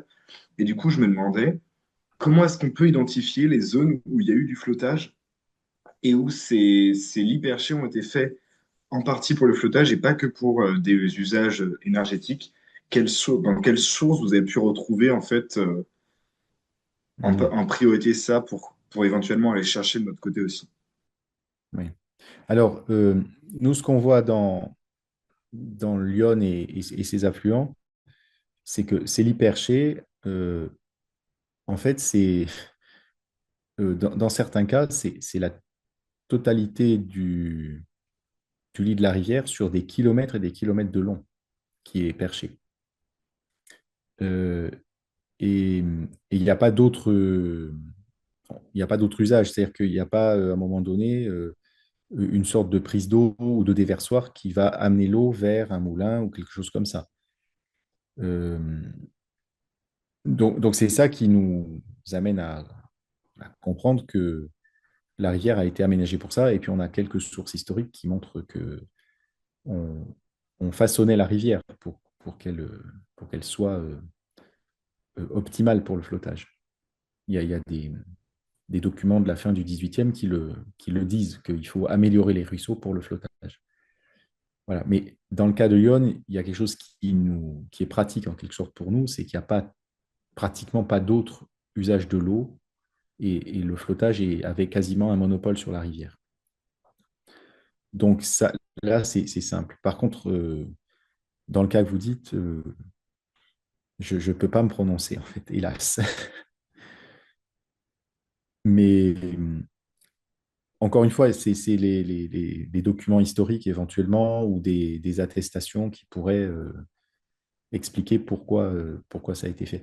Alors, simplement, ce qui se passe, peut-être pour bien préciser les choses, c'est que le fait que la rivière se trouve dans une situation perchée dans le bassin versant de l'Yonne, euh, notre hypothèse à nous, là, c'est que ce n'est pas volontaire, c'est pas un choix de départ, c'est une conséquence d'avoir déplacé la rivière en fait, sur le bord du fond de vallée pour la plaquer au pied du versant, mais au départ à la même altitude que le lit normal, et peut-être dans certains cas même en prenant un tracé du lit qui parfois allait contre le versant.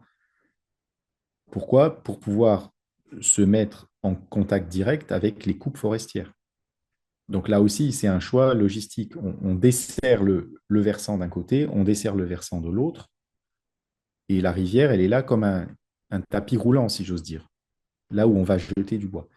Et qu'est-ce qui se passe? C'est que comme elle est dans cette position et qu'à un moment donné, on la bloque latéralement par des enrochements ou par des fascines, etc., ce qui bloque sa mobilité latérale, tous les processus d'aggradation qui opèrent de toute façon déjà naturellement dans une rivière, qui reçoit évidemment des sédiments de l'amont, mais qui là en plus en reçoit dans des quantités exagérées parce qu'il y avait des lâchers d'eau qui faisaient qu'il y avait un déstockage énorme à l'amont, ben, le stockage, il se fait toujours au même endroit. Au lieu d'avoir une rivière qui va étaler ses sédiments du fait de sa migration latérale au cours du temps d'un côté et de l'autre du fond de vallée, la rivière, elle est bloquée et elle se relève sur place. Et en fait, le lit perché, c'est une conséquence pratiquement même indésirable du flottage. Au point que parmi les hypothèses qu'on commence à faire en ayant vu nos coupes, nos tranchées archéologiques, en tout cas, on a un cas où on l'a vu carrément sous nos yeux, c'est qu'il y avait un chenal de flottage préexistant qui a été détruit, le cours d'eau a été déplacé et la gradation a repris au point d'ennoyer l'ancien chenal de flottage euh, qui ne se voit plus aujourd'hui à l'œil nu en surface. Donc en fait, les flotteurs, si j'ose dire, ils ont été en permanence confrontés dans la vallée de l'Yonne à une rivière qui montait, montait, montait et qui était de plus en plus instable. Donc de temps en temps, il y avait sans doute une rupture de berge et on était obligé de reconstituer. Et puis comme ça continuait à monter et à ennoyer le fond de vallée par des sédiments, ben, l'accident on pourrait dire l'accident logistique de 10 à 15 ans ou un siècle avant, ben, on finit par plus le voir. Voilà, donc ce n'est pas intentionnel. Ce n'est pas du tout comme le cas de figure des moulins ou de l'irrigation où on va faire exprès de créer une prise d'eau, de créer un canal qui va avoir une pente longitudinale suffisante pour faire couler l'eau, mais ça suffit en fait d'ailleurs que la pente soit très faible quand il s'agit de l'eau, mais inférieure à la pente du fond de vallée. Et ce qui fait qu'au bout de quelques centaines de mètres, et à plus forte raison au bout de quelques kilomètres, ce canal artificiel se perche relativement, évidemment, au fond de vallée. Voilà, donc ça c'est peut-être quelque chose qui n'était pas très clair dans ma présentation.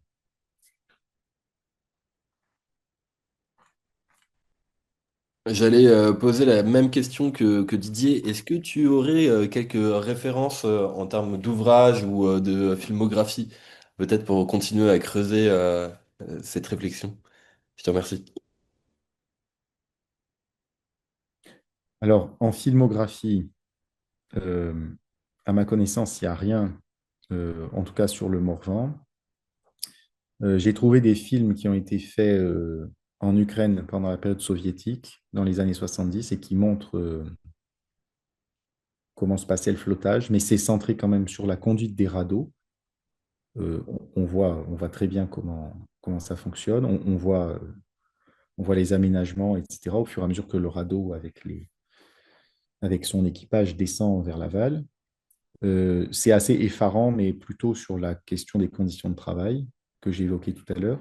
Euh, Après, la bibliographie, elle est assez importante sur le plan technique.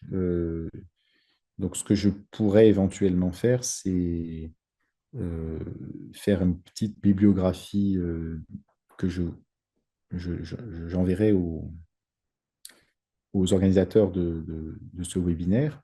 Et sinon, il y a 3 ans, on a publié avec 2 collègues de Dijon un ouvrage collectif où on a rassemblé des contributions sur le flottage du bois et qui a été publié aux presses universitaires de Dijon. Donc, qui doit être assez facile à trouver,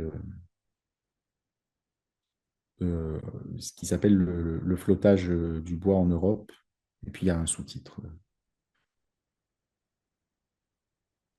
Super, merci. Bah, dans ce cas-là, si tu veux bien nous donner les références, on les mettra Oui, en je pourrais commentaire faire une petite bibliographie de synthèse.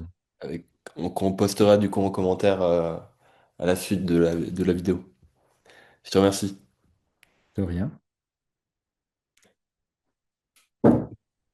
Il y a une petite question. Par rapport à la réponse concernant le lien entre les charbonnières et le flottage Oui. en Ariège, les forêts ariégeoises ont été utilisées pour la construction navale, notamment royale, il y a plusieurs siècles.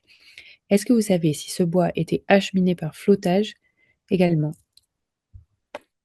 Oui, euh, pour les forêts ariégeoises, en fait, il y a 2 grands types de forêts qui commencent à se développer à l'étage de ce qu'on appelle la hêtraie sapinière dans les Pyrénées orientales, donc pas seulement le département, la partie orientale de la chaîne des Pyrénées. En gros, la forêt qui sert à produire de l'énergie, c'est surtout une hêtraie. Elle devient une hêtraie parce qu'elle est affectée à des usages énergétiques pour les forges, ce qu'on appelle les forges à la catalane. Et comme on coupe fréquemment, évidemment, très rapidement, les conifères disparaissent puisqu'ils ne rejettent pas du pied. Donc très rapidement, en l'espace d'un petit siècle, entre la fin du 16e, la fin du 17e et la fin du 18e siècle, très rapidement, ces forêts-là deviennent que de la hêtraie. Et encore une fois, sur un peu le même modèle que dans le Morvan, le taillis fureté. Mais cette fois-ci, c'est pour faire du charbon sur place. Et par contre, ce qui est flotté, c'est le bois de sapin qui, lui, est dans les forêts royales, où il y a une interdiction absolue de couper le sapin. Et là, on va exporter le sapin loin, en direction, bien sûr, des arsenaux ou des chantiers navals. Donc, il y a deux trajectoires forestières, d'ailleurs, qui sont l'une très liée au flottage. Le fait d'être accessible par un cours d'eau fait que ces forêts royales vont s'orienter vers la sapinière parce elles ont une importance géostratégique, on peut dire, pour la monarchie française. Et la forêt qui, localement, sert à la production énergétique part en direction de la hêtraie parce que on n'a pas d'usage, et c'est une forêt communale souvent, ce n'est pas une forêt royale. Merci beaucoup. De rien.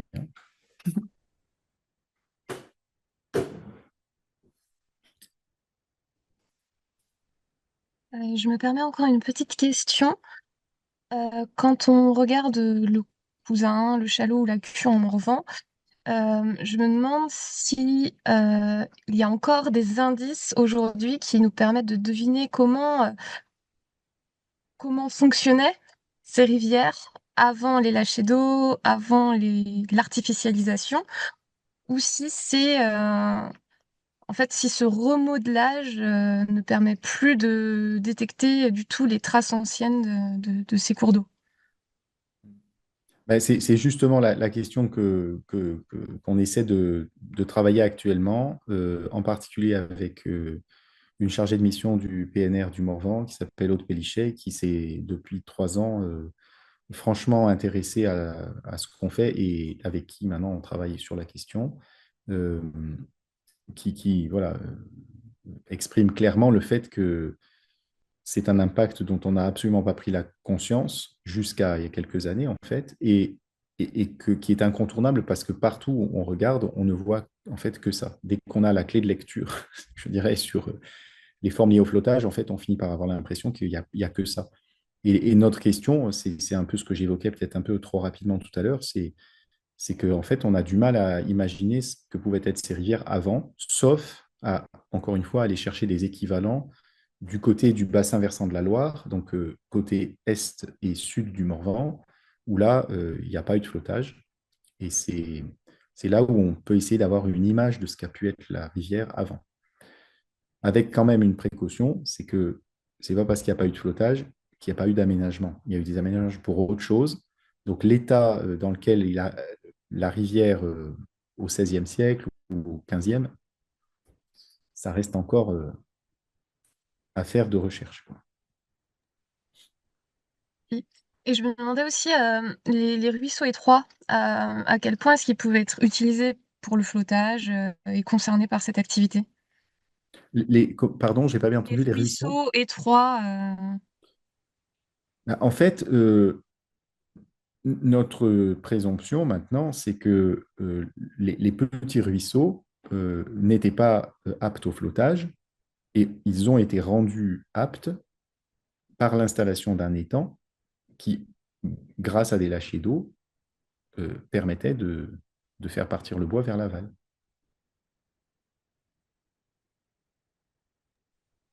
D'accord, merci beaucoup. Parce que quand on voit la vue, je dirais la vue aérienne par le lidar que j'ai montré tout à l'heure, on voit très bien qu'à l'amont du plan d'eau ancien que représentait cet étang, il n'y a aucune incision pratiquement topographique du ruisseau.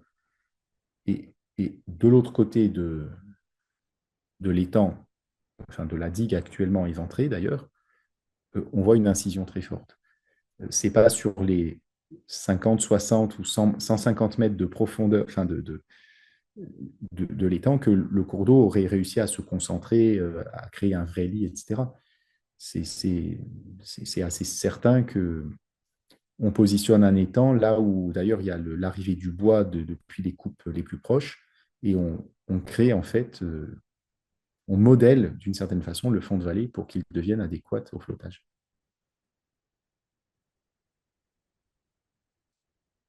Et c'est effectivement étonnant parce que aussi bien je n'arrive pas à me persuader que ça a pu être autre chose qui a créé ces incisions, tellement elles sont spectaculaires. Et quand on est dedans, au pied ou sur le bord, on a du mal à y croire. On se dit, mais c'est pas possible ça en 3 siècles et demi, parce qu'on a l'impression qu'on est dans quelque chose de un torrent de montagne, enfin une forme qui est comme ça depuis toujours. Et en fait, c'est pas possible. C'est pas possible parce que ces formes-là dans le Morvan n'existent que chaque fois qu'il y a un étang de flottage et que uniquement là où il y a un étang de flottage.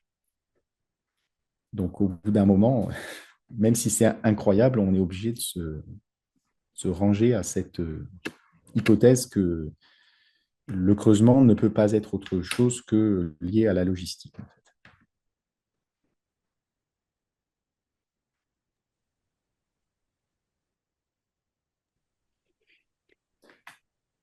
Qui est déconnecté. Euh, Est-ce qu'on peut, peut-être une dernière on te libère, mais est-ce qu'on peut, parce que moi je me souviens de la première fois que j'avais entendu parler de cette histoire de flottage, c'était dans un texte de Uwawa, donc c'était Uwawa contre Gilgamesh, et il y a des cèdres en train de flotter, donc on est en train de faire du flottage, je crois, 3 siècles avant l'ère chrétienne, Et donc, entre-temps, on peut présumer qu'il y a eu aussi du flottage, même si c'est pas documenté. Donc, c'est... Oui, Mm, parce oui. qu'on- Ben, pour le cas de la Mésopotamie, on a clairement des bas-reliefs qui d'ailleurs sont conservés au Louvre, qui ont été prélevés dans la ville mésopotamienne de Khorsabad, qui sont les bas-reliefs du palais de Sargon. Et il y a des scènes de transport du bois, dont des choses qui évoqueraient très clairement le flottage. Euh, il y a quelques textes de l'Antiquité gréco-romaine qui évoquent des opérations, mais sans grande précision. Mais il y en a quelques-uns. Euh, et puis à partir du Moyen Âge central, on a tout ce qui concerne Venise et son arrière-pays, c'est clair. Pour l'Antiquité, c'est une grande question, c'est de savoir comment ces grosses villes de l'Antiquité, en particulier Rome, comment elles faisaient pour s'approvisionner en bois, étant donné que les besoins énergétiques étaient considérables, hein, parce qu'il faut penser à tout ce qu'on brûlait dans les thermes qui fonctionnaient 24 heures sur 24 toute l'année, hein. C'était la piscine, les bains-douches publics gratuits. Donc, il y avait des besoins énormes, surtout qu'à Rome, il n'y avait pas que un therme, il y en avait plein. Il y en avait aussi à Lyon, il y en avait à Vienne, dans la vallée du Rhône. Enfin, bref. Ce bois, il a bien fallu l'acheminer. Alors, même avec des esclaves, très bien, on peut transporter des tas de trucs, mais certainement pas des quantités pareilles. Donc, il y a eu du flottage. Et là aussi, il faudrait que des archéologues s'intéressent à ça et peut-être essaient de traquer dans les sédiments les possibles signatures du flottage. Euh, Parce que tout simplement, je pense qu'on les a pour l'instant pas vus parce qu'on ne les a pas présupposés. Enfin, voilà, c'est une piste, mais compte tenu des conditions dans lesquelles se pratique le flottage, le transport du bois au XVIIe siècle, il n'y a aucune raison que dans l'Empire romain, on n'ait pas été capable de faire la même chose. Parce que le niveau technique est tout à fait le même. Et même on peut dire même en puissance de machines de chantier, c'est sans doute plus performant, l'Empire romain, pour tout ce qui est construction, etc. Donc, voilà, donc c'est une très, très, très grande question, mais qui ramène effectivement possiblement à des impacts très, très anciens dans les rivières européennes, et peut-être des gabarits de certains ruisseaux qui sont en fait des héritages depuis tellement longtemps qu'on a oublié que c'était des héritages. C'est juste tellement énorme, cette histoire.